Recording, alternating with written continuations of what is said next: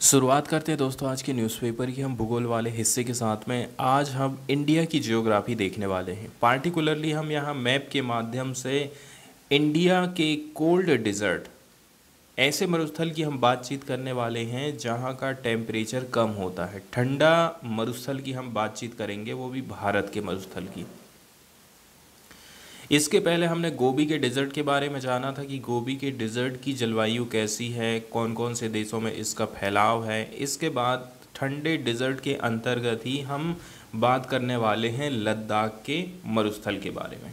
इसका फैलाव आप देख सकते हैं कौन कौन से एरिया में फैला हुआ है। यहीं से इंडस नदी मतलब सिंधु नदी होकर के गुजरती है। यहीं पर आपको लद्दाख पर्वत श्रेणी भी देखने को मिल जाएगी। यहीं से आपको हिमालय पर्वत भी देखने को मिल जाएगा।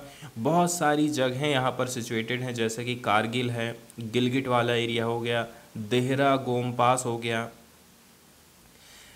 यहाँ से सिंधु की एक महत्वपूर्ण सहायक नदी भी होकर के गुजरती है, जो कि सिंधु नदी में इसी रेगिस्तान में जाकर के मिल रही है, वो है श्योक नदी। यहाँ पर आपको सियाचिन हिमनद भी देखने को मिलता है। जमी हुई नदी आपको देखने को मिल रही है जो है सियाचिन हिमनद। तो जम्मू एवं कश्मीर के पूरब वाले हिस्से में ये वाला जो एरिया यहाँ पर आता है हिमालय का, वो वृहद हिमालय आता है। अब इसी वृहद हिमालय में हम देखेंगे जो लद्दाख है वो एक ठंडा रेगिस्तान है। इसकी नॉर्थ की तरफ में यदि हम जाते हैं, ठंडा रेगिस्तान के नॉर्थ की तरफ में यदि हम बढ़ेंगे तो काराकोरम पर्वत श्रेणी पड़ती है। इसके यदि आप साउथ की तरफ में आते हैं तो जास्कर पर्वत है। लद्दाख से बहुत सारी नदियां गुजरती हैं जिसमें सिंधु सबसे प्रमुख है। इन नदियों की खास बात यह है कि ये बहुत गहरे गॉर्ज का निर्माण करती हैं, जिसको हम हिंदी में महाखड्ड बोलते हैं। तो ये गहरी घाटी और गार्ज का निर्माण करते हुए जाती हैं। इसके साथ साथ आपको बहुत सारी हिमानी भी देखने को मिल जाएंगी, जैसे कि एक तो ये सियाचिन हिमनद हमको देखने को मिल रहा है। इसके अलावा यहाँ पर गैंगरी हिमानी भी लोकेटेड है। लद्दाख वाला एरिया बहुत ज़्यादा ऊंचाई में लोकेटेड है। लद्दाख की ऊंचाई कारगिल एरिया वाले की बात करें तो यहाँ पर 3000 मीटर से लेकर के काराकोरम में 8000 मीटर से भी अधिक पाई जाती है। क्योंकि यहाँ पर हिमालय पर्वत पूरा फैला हुआ है और बहुत ज़्यादा हाइट है यहाँ पर। इसका मतलब ये है यहाँ की जो जलवायु है वो शीतल और शुष्क है, ठंडी भी है और सूखापन भी है। इतनी ऊंचाई पर हवा की जो है हमें पतली परत देखने को मिलता है। अब जब हवा की परत पतली है तो सूरज की जो रोशनी है डायरेक्ट इसके ऊपर पड़ेगी। जहाँ कहीं भी पड़ेगी तो बहुत तीव्रता का अनुभव होता है, बहुत ज़्यादा गर्मी हमको फील होती है। इसलिए तो कहते हैं यहाँ ठंडाई भी है और सूखापन भी है। वहीं यदि हम बात करें ग्रीष्म ऋतु की, गर्मी वाले दिन में आप देखोगे, गर्मी वाले दिन गर्मी के मौसम में भी यहाँ का टेम्परेचर अपने यहाँ के जैसे नहीं रहता है। दिन का तापमान 0 सेल्सियस से कुछ ही ज़्यादा रहता है। रात की यदि हम बात करें तो इतनी ज़्यादा ठंड पड़ती है कि लगभग हर समय -40 डिग्री सेल्सियस से नीचे चले जाता है टेम्परेचर।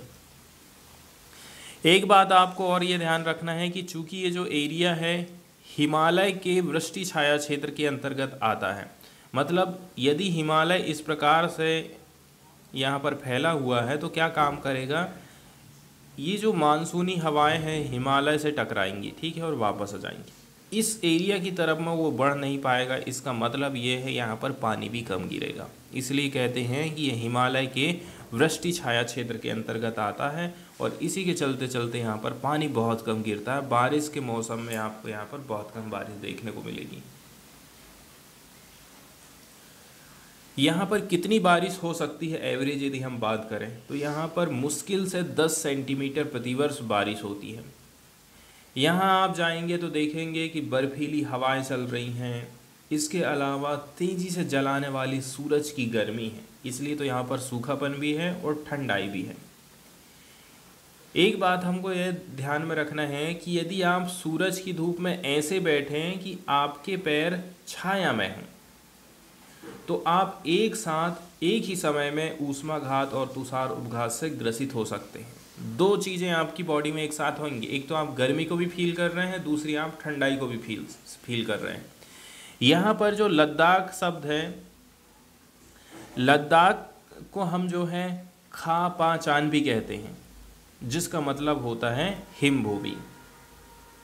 वहीं यदि हम बात करें यहाँ पर कौन कौन सी वनस्पतियाँ पाई जाती हैं, कौन कौन से प्राणी यहाँ पर रहते हैं, तो यहाँ पर आपको वनस्पति बहुत ही कम देखने को मिलेगी। अब चूंकि यहाँ पर सूखापन ज़्यादा है, टेम्परेचर भी कम है, इसलिए यहाँ पर पेड़ पौधे बहुत कम उग पाते हैं। इसके अलावा जानवरों के चरने के लिए यहाँ पर घास बहुत कम देखने को मिलेगा।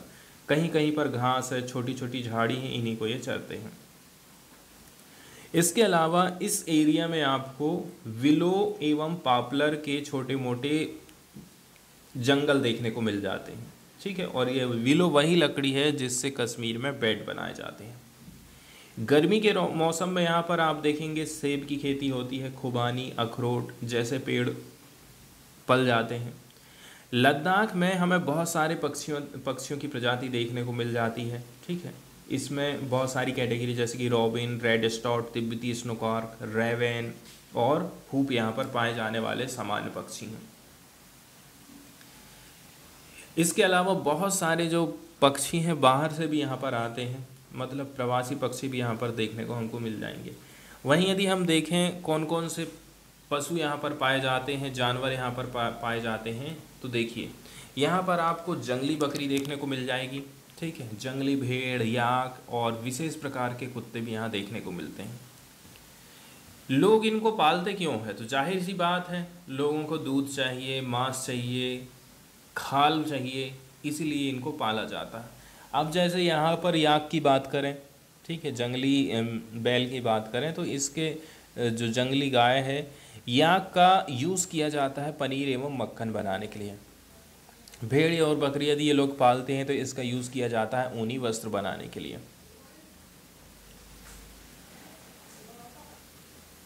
अब हम बात करते हैं कि यहाँ की जनता कैसी है, पब्लिक कैसी है। यहाँ पर एक फैक्ट यहाँ पर देखने को मिलता है कि क्रिकेट का सबसे अच्छा जो बल्ला है वो विलो पेड़ की लकड़ी से बनाया जाता है। पार्टिकुलरली जम्मू एंड कश्मीर वाले एरिया में इसी से बैट बनाए जाते हैं और ये पूरा भारत भर में इसकी सप्लाई होती है। अब आप यहाँ पर देखेंगे कि मध्य एशिया के लोग, लद्दाख और तिब्बत के लोग, क्या इनमें कुछ अंतर हो सकता है? यहाँ रहने वाले लोग ज़्यादातर या तो मुसलमान हैं या फिर बौद्धिस्ट हैं। वास्तव में लद्दाख क्षेत्र में बहुत सारे बौद्ध मठ बने हुए हैं, ठीक है, और ये अपने परंपरागत गोम्पा के साथ स्थित हैं। इनमें कौन रहता है? गोम्पा आपको देखने को मिल जाएगा। यहाँ पर कुछ फेमस मठ लोकेटेड हैं जैसे कि हेमिस, थिक्से, से एवं लामायूरी। इसके अलावा खेती बाड़ी की बात करें तो यहाँ के लोग जौ, आलू, मटर, सेम, शलजम की खेती करते हैं।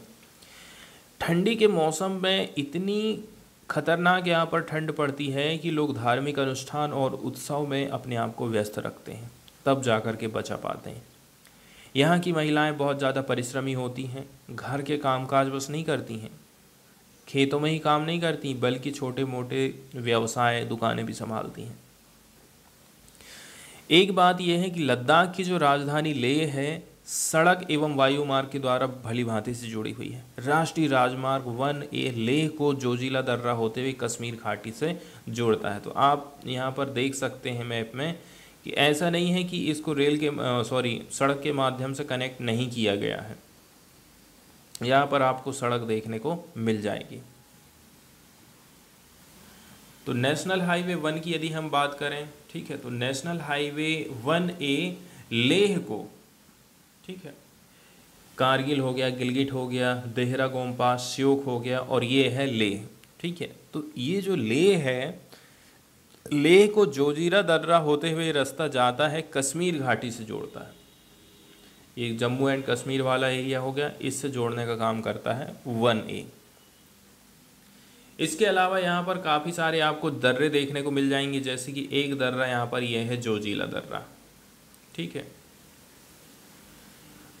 हिमाचल प्रदेश में आपको और भी दर्रे देखने को मिल जाएंगे, जैसे कि बारालाचा, रोहतांग पास। कुछ और यदि हम फैक्ट की बात करें तो जो मनाली लेह राजमार्ग है 4 दर्रे से होकर के गुजरता है, रोहतांगला, बारालाचा ला, लुनगालाचा ला और टंगला। ये राजमार्ग केवल जुलाई से सितंबर के बीच में ही खुलता है, जब बर्फ को मार्ग से हटा दिया जाता है। अब यहाँ के लोग कमाई कैसे करके करते हैं? कमाई का मुख्य जरिया इनका पर्यटन है। देश से विदेश से बहुत सारे लोग यहाँ पर पर्यटन के लिए आते हैं। यहाँ पर बहुत सारे मठ बनाए गए हैं, तो गोम्पा दर्शन, घास के मैदान देखने, हिमनद की सैर करने, यहाँ जो उत्सव और अनुष्ठान होते हैं उस सब को देखने के लिए लोग यहाँ पर आते हैं। इतना ज़्यादा यहाँ पर आधुनिकीकरण हो चुका है, इसके फलस्वरूप यहाँ के जनजीवन में काफ़ी कुछ चेंजेस आ गया है। लेकिन लद्दाख के लोग सैकड़ों सालों से प्रकृति के साथ में समन्वय और संतुलन बना करके चलते हैं। पानी हो चाहे वो ईंधन हो, यहाँ पर इन सब चीज़ों की कमी है। ठीक है, तो मित व्ययता से ही ये लोग इनका यूज़ करते हैं और ज़्यादा व्यर्थ नहीं करते हैं।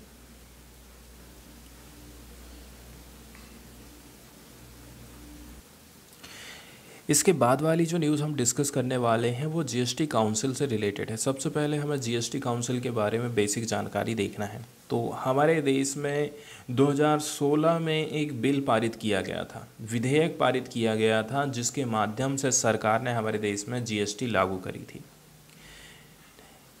तो the constitution 122nd amendment bill 2016 लेकर के आया गया था, ताकि हम जो है गुड एंड सर्विस टैक्स लेकर के आ सकें हमारे देश में। तो जीएसटी टैक्स को हमारे देश में इंट्रोड्यूस किया गया था पार्लियामेंट में एंड पास किया गया था राज्यसभा के द्वारा 3 अगस्त 2016 को। लोकसभा ने इसको 8 अगस्त 2016 को पास कर दी थी। इसके बाद बताया जाता है कि 8 सितंबर 2016 को प्रेसिडेंट ऑफ इंडिया ने इसके ऊपर मोहर लगाई। ठीक है, एज पर द आर्टिकल 279(1) की बात करें, जो कि हमारे देश में संविधान का संशोधन हुआ था, GST council has to be constituted by the president. इस आर्टिकल के अंतर्गत कहा गया है कि जीएसटी काउंसिल का गठन किया जाएगा प्रेसिडेंट के द्वारा with in 60 days of the commencement of article 279(a). तो हमारे देश में जब 279(a) जो आर्टिकल आया, ठीक है, इसके बाद 60 दिन का टाइम दिया गया था कि राष्ट्रपति को इसका गठन करना है। The notification for bringing in to force article 279(a) with effect from 12 सितंबर 2016 वाज इश्यूड ऑन 10 सितंबर 2016। इसके बाद आप देखेंगे कि इसके लिए जो नोटिफिकेशन है वो 10 सितंबर 2016 को जारी किया गया है। अब हम बात करते हैं जीएसटी काउंसिल की, जिसको goods and service tax council बोलते हैं। इतना सारा इतिहास को आप बिल्कुल में भी ध्यान नहीं दीजिए। जीएसटी काउंसिल के बारे में सीधी सी बात यह है, जीएसटी काउंसिल सरकार बनाई है इसलिए ताकि यहाँ पर सरकार के कुछ प्रतिनिधि बैठ सकें और वो टैक्स की दर को निर्धारित कर सकें। जब भी जीएसटी काउंसिल की बैठक होती है तो उस समय में आप देखेंगे कि टैक्स या तो कम हुआ है या तो ज़्यादा हुआ है, चीज़ें या तो महंगी हो रही हैं या तो सस्ती हो रही हैं। जो जीएसटी काउंसिल है वो एक कॉन्स्टिट्यूशनल बॉडी है जो कि रिकमेंडेशन देती है, सुझाव देती है यूनियन एंड स्टेट गवर्नमेंट को, केंद्र सरकार को और राज्य सरकार को, कि आप जीएसटी कम करेंगे कि ज़्यादा करेंगे। वहीं यदि हम बात करें इसका चेयरपर्सन कौन रहेगा, इसका मुखिया कौन रहेगा, तो यूनियन फाइनेंस मिनिस्टर इसकी अध्यक्षता करती हैं। इसके अलावा इसमें कुछ और मेंबर भी रहते हैं जो कि केंद्र सरकार के आदमी रहेंगे।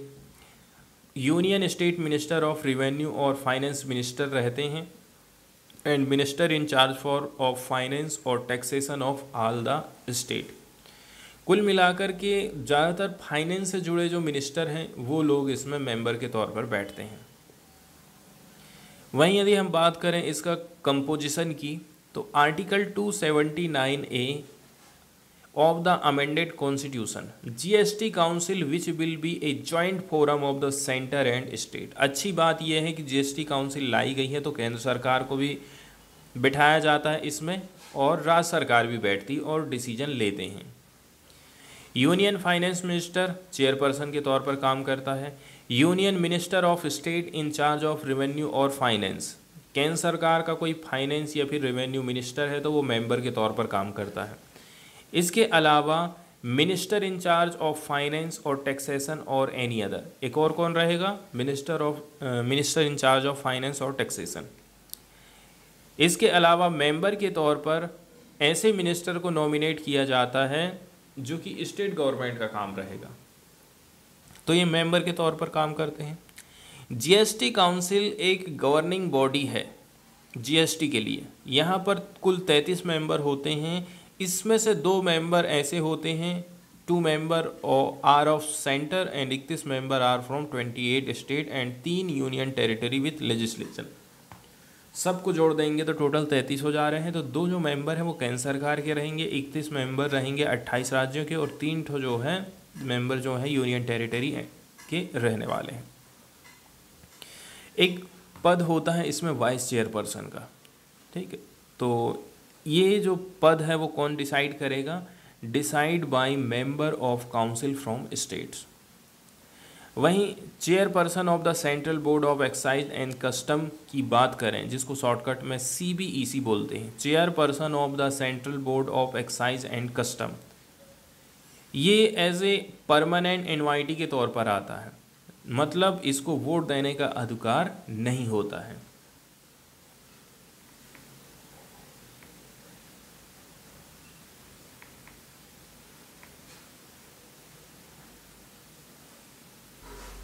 अब हम बात करते हैं वोटिंग को लेकर के। कोई भी डिसीजन लेना है तो इसके लिए ये लोग वोट डालते हैं, ठीक है। तो यहाँ पर आपको ध्यान ये रखना है, तो सेंट्रल गवर्नमेंट के वोट का जो वेटेज है, उसका जो वजनदारी है वो कितनी होती है, उसको 1/3 ऑफ टोटल वोट कास्ट के रूप में गिना जाएगा। वहीं यदि हम बात करें जितने भी स्टेट गवर्नमेंट के लोग आए हैं, ठीक है, इनके वेटेज को 2/3 के रूप में लिया जाता है, टोटल जितने भी वोट कास्ट हुए हैं उसका।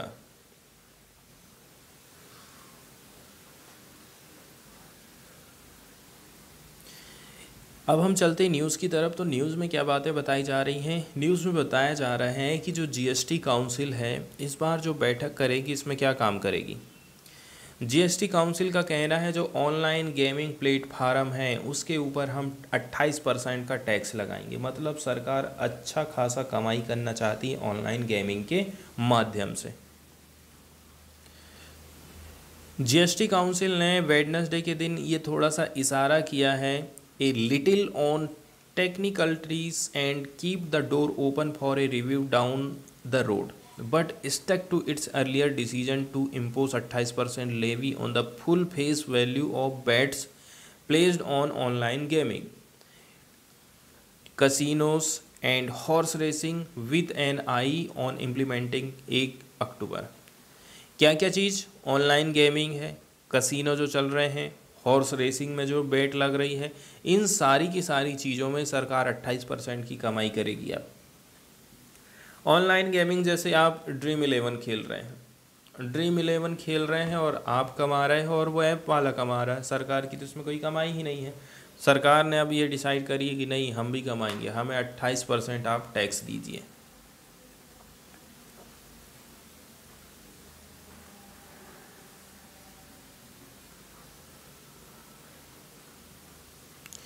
इसके बाद वाली जो न्यूज़ हम डिस्कस करने वाले हैं वो फॉरेन वाले पेज से है। यहाँ पर पार्टिकुलरली हम चाइना की न्यूज़ देखने वाले हैं। चाइना अपने देश के नागरिकों को मोबाइल फ़ोन की जो लत है उसे छुड़ाने के लिए कुछ प्रयास कर रहा है। जैसे कि चाइना ने क्या काम किया है, चाइना के जो बच्चे हैं वो 2 घंटे ही स्मार्टफोन चलाएंगे, ऐसा कुछ प्लानिंग करने के चक्कर में है। चाइना के साइबर स्पेस वॉचडॉग ने कुछ प्लानिंग आगे बढ़ाया है कि हम जो है स्मार्टफोन के यूजेस को, पार्टिकुलरली जो बच्चे यूज़ कर रहे हैं, to no more than 2 hours a day, एक दिन में उनको 2 घंटे से ज़्यादा मोबाइल चलाने नहीं देना है। And to require all tech companies to introduce minor mode to enable restriction. और इसके लिए देखिए क्या क्या प्रयास किए जा रहे हैं चाइना के द्वारा। चाइना इस मामले में कितना ज़्यादा आगे है। वो मोबाइल टेक कंपनियों को कह रहा है कि आप अपने फ़ोन में माइनर मोड लेकर के आइए, इसके माध्यम से ऐसा कुछ होगा कि बच्चे 2 घंटे से ज़्यादा फ़ोन चला ही नहीं पाएंगे। वहीं यदि हम बात करें draft guideline for the construction of minor mode of mobile internet, ये ओपन किया गया है पब्लिक कमेंट के लिए कि आप अपने कमेंट दीजिए, आप अपने सुझाव दीजिए 2 सितंबर तक।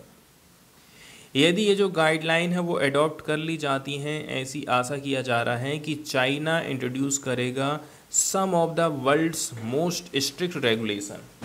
चाइना क्या है, विश्व के सबसे ज़्यादा कठोरतम रेगुलेशन लेकर के आने वाला है बच्चों के लिए, कि बच्चे मोबाइल फ़ोन 2 घंटे से ज़्यादा ना चला सकें। वहीं यदि हम बात करें जो गाइडलाइन सरकार की तरफ से जारी करी गई हैं, उसमें कुछ सजेशन मिले हैं कि restriction for 5 different age group, अलग अलग एज ग्रुप के बच्चे हैं, जैसे कि 3 साल, 3 से लेकर के 8 साल, 8 से लेकर के 12 साल, 12 से 16, 16 से 18।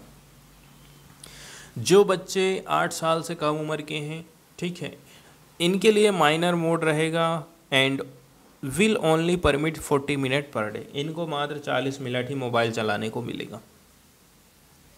एंड फॉर दोज अंडर 3, जिनकी उम्र 3 साल से कम है या 3 साल तक है, ठीक है,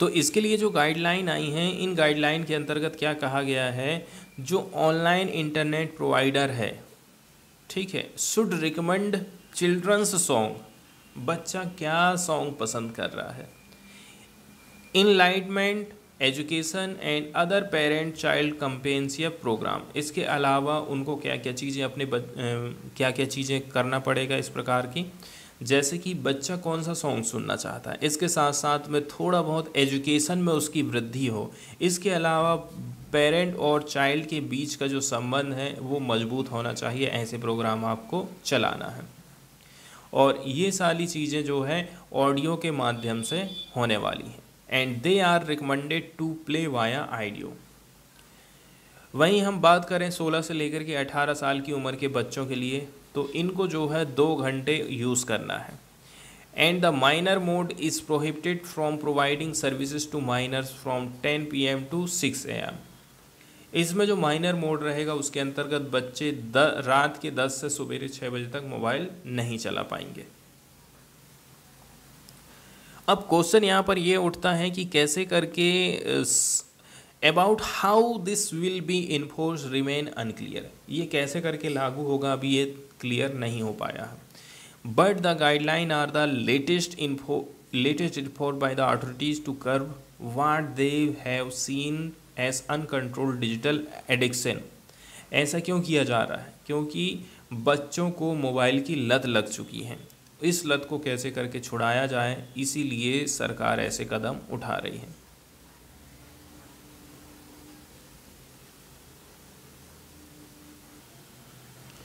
इसके बाद वाली जो न्यूज़ हम डिस्कस करने वाले हैं वो एक स्कीम से रिलेटेड है। पार्टिकुलरली जी ये जो स्कीम है वो हमारी इकोनॉमी से रिलेटेड है। सरकार और उस ठेकेदार के बीच में यदि कोई झगड़ा हो रहा है जिसको सरकार ने कोई ठेका दी है, कोई किसी वेंडर के बीच में यदि उसका डिस्प्यूट चल रहा है, तो उसके लिए सरकार क्या काम करी है, एक स्कीम लेकर के आई है जिसको डिस्प्यूट सेटलमेंट स्कीम के नाम से जाना जाता है। वहीं विवाद से विश्वास सेकंड स्कीम जो लाई गई है, aim to settle dispute between government and its vendor. सरकार और उसके वेंडर के बीच में यदि झगड़ा है, कॉन्ट्रैक्टर के बीच में, supplier to government and its undertaking can file claim by October 31। तो क्लेम जो है 31 अक्टूबर तक किया जा सकता है, ऐसा सरकार का कहना है। केंद्र सरकार ने वेडनेसडे के दिन लॉन्च किया है एक सेटलमेंट स्कीम। ये रहेगी कॉन्ट्रेक्चुअल डिस्प्यूट के लिए, ठीक है। यदि कहीं पर डिस्प्यूट चल रहा है वेंडर के बीच में, सप्लायर और गवर्नमेंट के बीच में, इसकी अंडरटेकिंग के बीच में, setting an October 31 deadline for firm to submit their claim for consideration. सरकार कह रही है 31 अक्टूबर लास्ट डेट है, आप अपने क्लेम को रखिए हमारे सामने।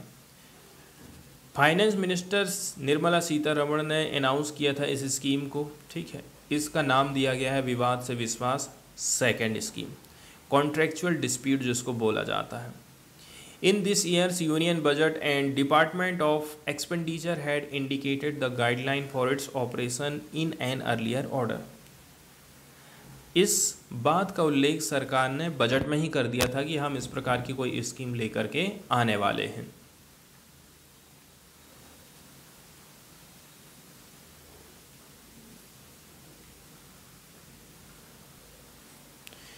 इकोनॉमी वाले पेज से ही हम एक और विधेयक के बारे में चर्चा करने वाले हैं। तो भारत सरकार की तरफ से एक बिल पास किया गया जिसके अंतर्गत ये जो प्राइवेट कंपनियां हैं, to bid for and mine lithium, private कंपनियों को भी अब जो है बोली लगाने की छूट मिल गई है और वो लिथियम की माइनिंग कर पाएंगे।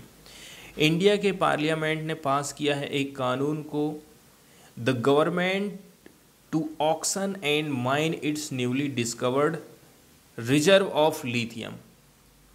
इसके अंतर्गत अलाउ किया जाएगा गवर्नमेंट को to auction and mine its newly discovered lithium minings among other minerals, increasing the mining of the critical input for electric vehicle batteries। तो इंडिया की पार्लियामेंट की तरफ से जो बिल पास किया गया है, पार्टिकुलरली ये बिल लिथियम की माइनिंग से रिलेटेड है। इसके अलावा भी कुछ और जो क्रिटिकल एलिमेंट हैं जो कि इलेक्ट्रिक बैटरी के निर्माण में किए जाते हैं, इसकी माइनिंग अब और भी आसान होने वाली है। इस लॉ के अंतर्गत लिथियम, इसके अलावा और कुछ भी मिनरल्स हैं, धातु हैं, खनिज हैं, was removed from A previous list of atomic mineral, atomic mineral की लिस्ट से इसको बाहर कर दिया गया है। ठीक है, जिसके अंतर्गत क्या किया जाता था कि प्राइवेट कंपनियां इस मिनरल की माइनिंग नहीं कर पाती थी, लेकिन अब सरकार का कहना है कि नहीं, आप भी आइए, आप भी अपना थोड़ा सा योगदान दीजिए लिथियम की माइनिंग में, ताकि हमारे देश में जो इलेक्ट्रिक बैटरीज हैं उसकी मैन्युफैक्चरिंग को हम फास्ट कर सकें।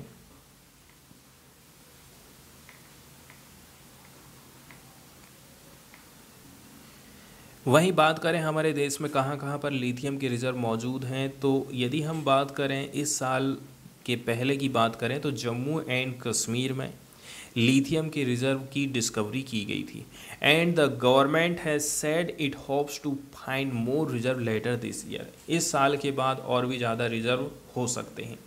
इसके अलावा टाइटेनियम और बेरिल की बात करें, कुछ और मिनरल्स हैं जिनको ओपन कर दिया जा रहा है माइनिंग एंड ऑक्शन के लिए। इसमें इंक्लूडिंग है titanium, beryl, niobium and zirconium, ये सारी चीज़ें हैं।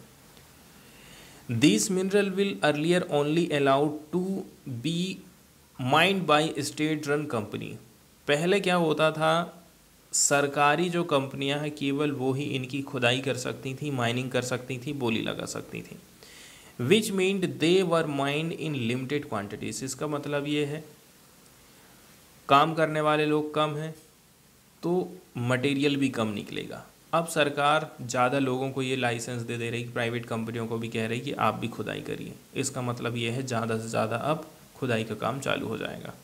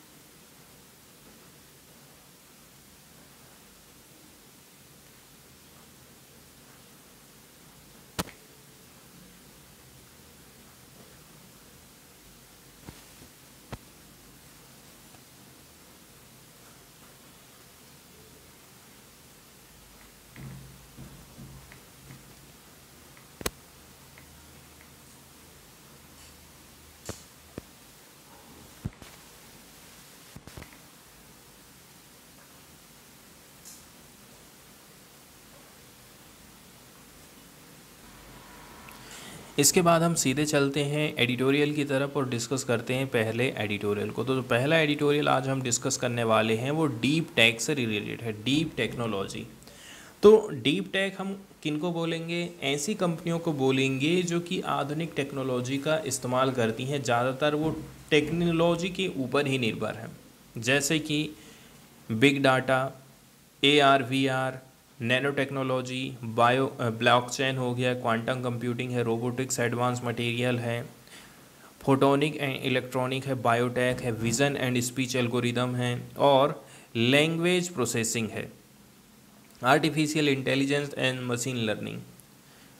तो इन सब चीज़ों का इस्तेमाल यदि कोई कंपनी कर रही है तो उन कंपनियों को डीप टेक की कैटेगरी में रखा जाता है। तो हमें सबसे पहले डीप टेक के बारे में समझना है, डीप टेक आखिर होती क्या है।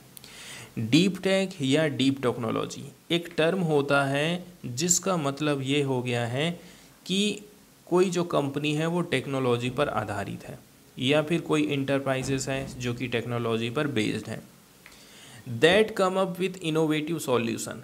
ये कंपनियां कुछ इनोवेटिव सॉल्यूशन लेकर के आती हैं and approaches to addressing big societal challenges. ये कंपनियां क्यों बनाई गई हैं?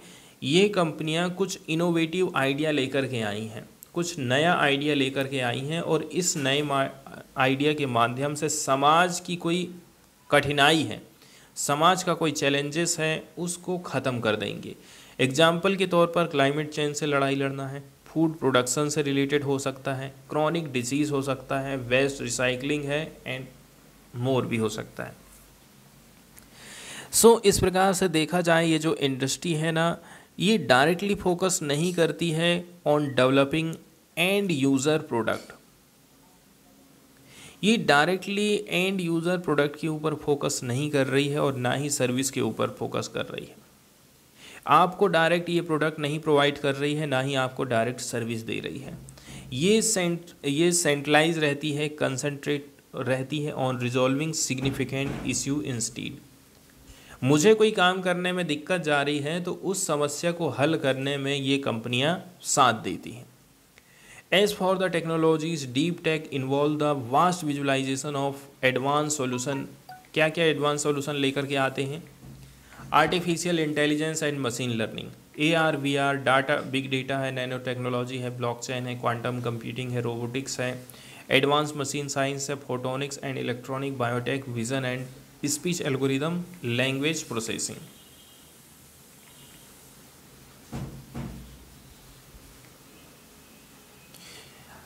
आगे हम बात करते हैं हमारे देश में जो एंटरप्रेन्योरशिप है। एंटरप्रेन्योरशिप का मतलब होता है उद्यमिता। उद्यमिता हम किसको बोलेंगे? उद्यमिता का मतलब होता है आप खुद का कुछ ना कुछ छोटा मोटा बिजनेस कर रहे हैं। तो जो ग्रेट इंडियन स्टार्टअप है हमारे देश में पिछले 10 साल में एक प्रकार से उछाल आया है, इसमें कहना चाहिए बम की तरह फूटा है ये। इनको करने वाले ज़्यादातर यंग एंटरप्रेन्योर्स ही हैं, ज़्यादातर जो उद्यमी हैं वो युवा ही हैं। And catalyse by the government startup India movement, और इसको और भी ज़्यादा बढ़ावा मिला है सरकार के स्टार्टअप इंडिया मूवमेंट के द्वारा। इसी के माध्यम से एक प्रकार से वातावरण बना है कि हमारे देश में जो है उद्यमिता को बढ़ावा दिया जाए। स्टार्टअप जो वाला जो मूवमेंट है वो ना केवल मेट्रो सिटीज़ तक ही सीमित हो गया है, but has successfully capture the imagination of suburban and rural entrepreneur. Startup के अंतर्गत आप ये नहीं कह सकते कि बड़े बड़े मेट्रो शहर के लड़के ही स्टार्टअप का काम कर रहे हैं, गांव के बच्चे भी आज के टाइम में स्टार्टअप में पार्टिसिपेट लेने लगे हैं। स्टार्टअप हम किन को बोलते हैं? स्टार्टअप भी कोई छोटा मोटा ऐसा आइडिया है, छोटा मोटा कोई ऐसा इनोवेशन होता है जिससे आपके काम में सहायता मिलती है। ऐसी सारी की सारी चीज़ें जो है स्टार्टअप के अंतर्गत आ जाती हैं। स्टार्टअप के अंतर्गत भी जो सीधा सीधा मतलब है कि आपके काम को आसान बनाना है, इसके लिए आप कोई ऐसी चीज़ ला दे रहे हैं तो इसको स्टार्टअप की कैटेगरी में रखा जाता है।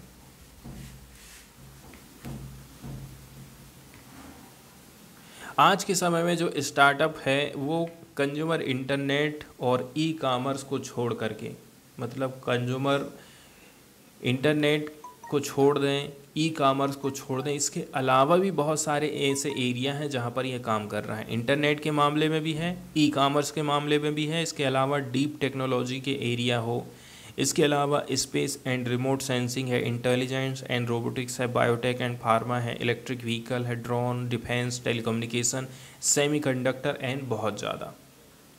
इन सारे सेक्टर में हम देखते हैं कि स्टार्टअप काम कर पा रहा है। क्यों काम कर पा रहा है? एक तो सरकार का भी सपोर्ट मिल पा रहा है यहाँ पर। ये सारे के सारे जो रियल सेक्टर होते हैं वो अदर सेक्टर से जुड़े रहते हैं, ठीक है। जैसे कि digital market place, seller discovery, exchange of information, ये सारे के सारे जो सेक्टर हैं एक दूसरे को प्रभावित करते हैं।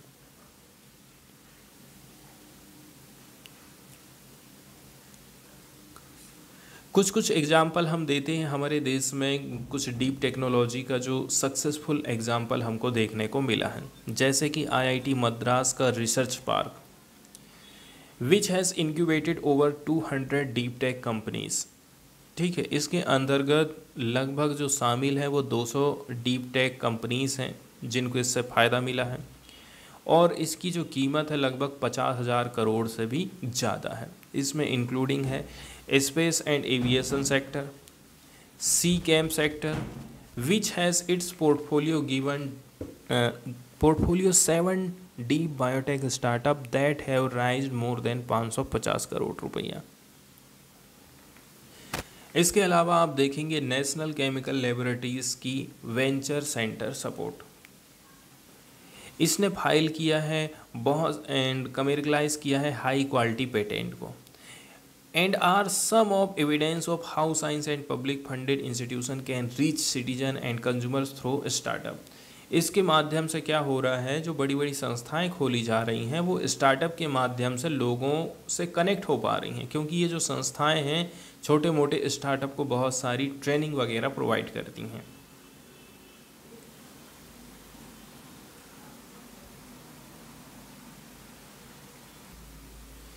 आज के टाइम में हम देखते हैं बहुत सारी कंपनियां ऐसी हो गई हैं, बड़ी बड़ी कंपनियां ऐसी हो गई हैं जो कि प्रीफर कर रही हैं स्टार्टअप्स को। ये भी आज के समय में डीप टेक स्टार्टअप के ऊपर पैसे अपना खर्चा करने लगी हैं और ख़रीद रही हैं सक्सेसफुल स्केल्ड टेक्नोलॉजी को ख़रीदना इन्होंने चालू कर दिया है।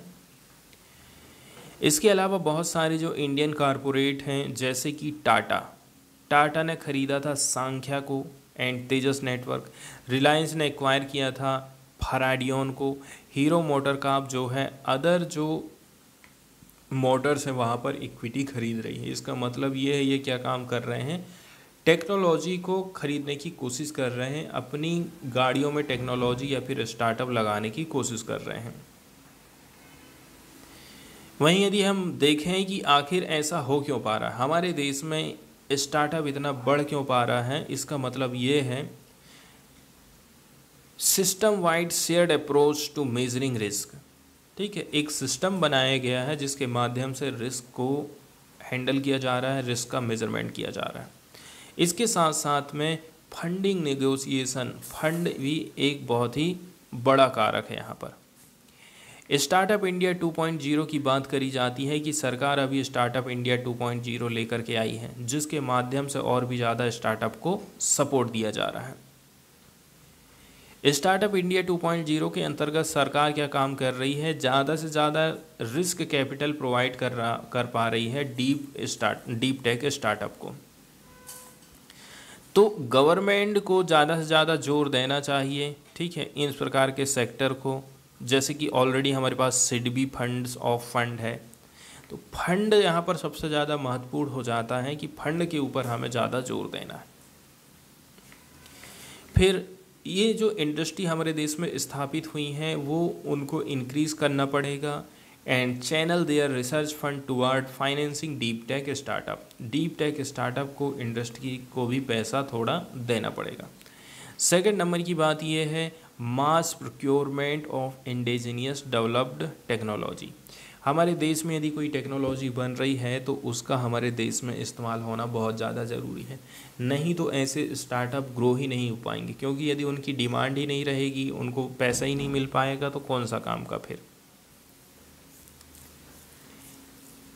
इसको आप कैसे करके अचीव कर सकते हैं, इसके लिए को creation of product and solution aid incubator. आपको लग रहा है, किसी कंपनी को लग रहा है कि मुझे यहाँ पर इस सॉल्यूशन की ज़रूरत है, तो आप इनक्यूबेटर के पास में जाइए, उसको कहिए कि मुझे ये चीज़ है, ये समस्या है, इसका मुझे हल चाहिए। अगर किसी ने कोई स्टार्टअप तैयार किया है तो उसकी तेज़ी के साथ में टेस्टिंग होना चाहिए, उसका सर्टिफिकेशन बहुत तेज़ी के साथ में होना चाहिए। इसके अलावा सपोर्ट की भी ज़रूरत पड़ती है to procure of innovative goods at scale.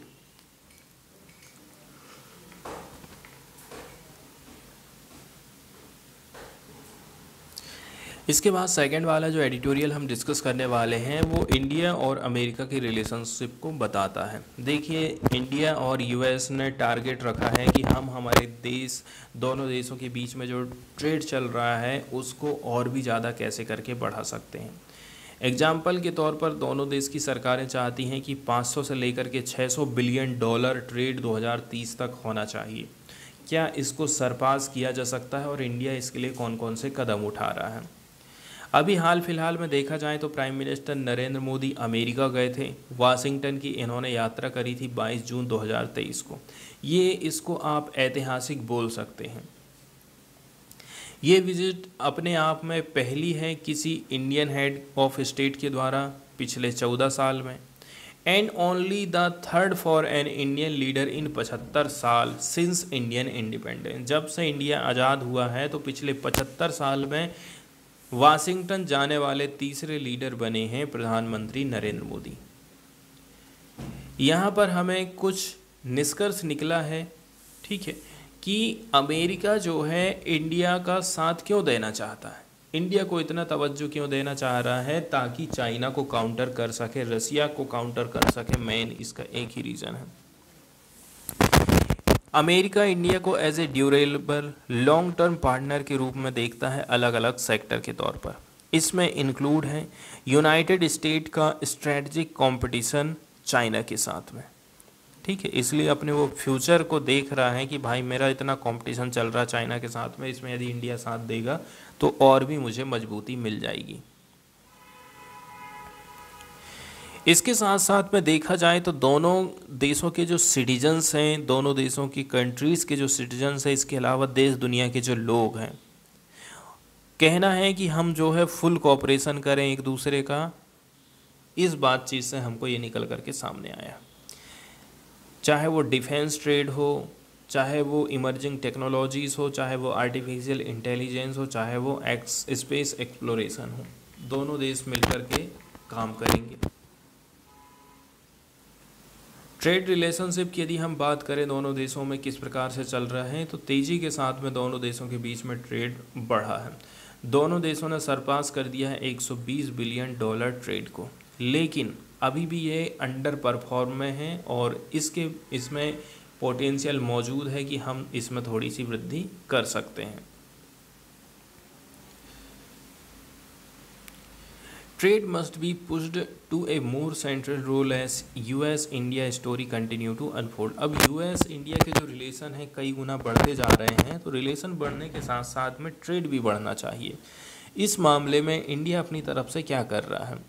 India ने कुल मिलाकर के दरवाज़ा खोल दिया है, नेगोशिएट कर रहा है नए नए ट्रेड रिलेशनशिप से with important partner around the world. देश दुनिया में जितने भी जो पार्टनर हैं उनके लिए दरवाज़ा खोल दिया है कि आप आइए ट्रेड रिलेशनशिप में नेगोशिएशंस करिए। इसके साथ साथ में इंडिया ने कमिटमेंट जाहिर किया है to revisit long standing position. लंबे समय से जो हमारी पोजीशन चल रही थी उसको हम फिर से रिविजिट कर सकते हैं। हम कुछ पॉलिसी में चेंजेस ला सकते हैं ताकि हम अट्रैक्ट कर सकें, ग्रो कर सकें डोमेस्टिक मैन्युफैक्चरिंग को। तो इस बात पर भी हम ध्यान दे रहे हैं। वहीं बहुत सारे हमको न्यू फ्री ट्रेड एग्रीमेंट देखने को मिले हैं। यदि हम लास्ट 2 ईयर्स की बात करें, यूनाइटेड अरब अमीरात के साथ हमने FTA किया है, ऑस्ट्रेलिया के साथ किया है, लॉन्च्ड और reinvigorated negotiation for parallel deal with European Union, United Kingdom, Canada. FTA agreement United Arab Emirates, Australia के साथ तो हुआ ही है, इसके अलावा कुछ हमें नेगोशिएशंस देखने को मिले हैं यूरोपियन यूनियन, यूनाइटेड किंगडम और कनाडा के साथ में। अब हम बात करते हैं अमेरिका की कि अमेरिका अपनी तरफ से कौन कौन से कदम उठा रहा है। तो अमेरिका जो है ट्रेड के लिए कुछ बेटर अप्रोच अपना रहा है। सप्लाई चेन प्रभावित नहीं होना चाहिए, इसके ऊपर काम करता है।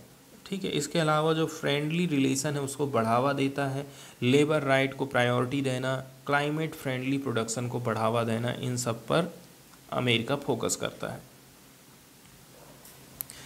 नरेंद्र मोदी जब अमेरिका गए थे तो उनकी विजिट से कुछ इम्पोर्टेंट इनपुट निकला। ठीक है, इनपुट नहीं, आउटपुट बोलना चाहिए। तो यहाँ पर जो है रिजॉल्व किया गया था 6 ठो डिस्प्यूट को अंडर द WTO ऑर्गेनाइजेशन।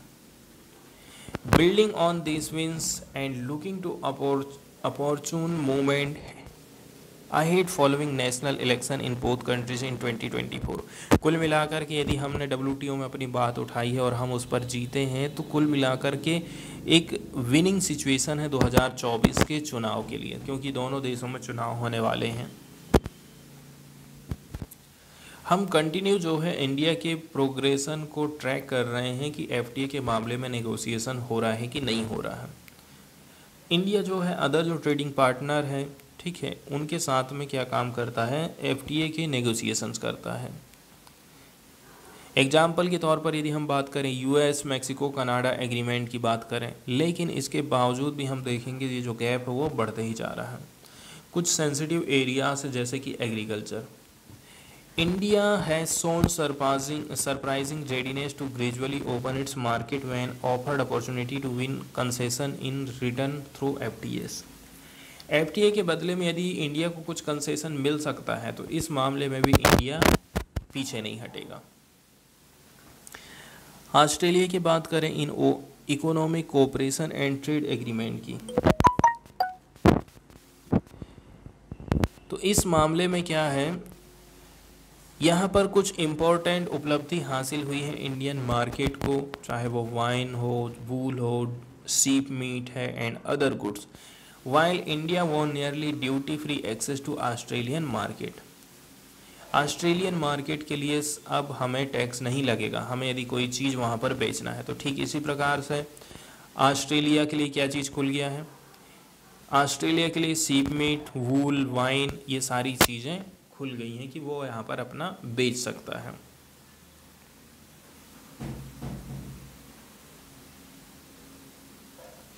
वहीं यदि हम बात कर लें अमेरिका के साथ में हमारा ट्रेड कैसा है, वहीं बात करें अमेरिका के साथ में तो देखिए मैंगोज़ है, पोमेग्रेनेट्स है जिसको अनार बोलते हैं, ठीक है, for India in exchange for cherries, hay and pork for the US। हमारे लिए मैंगो, प्रोमेग्रेनेट है, वहीं अमेरिका के लिए चेरी है, हे है और पोर्क है। इनका जो है ट्रेड अब आसान हो जाएगा, बहुत कम टैक्स लगेगा या फिर टैक्स नहीं लगेगा, आप ये कह सकते हैं।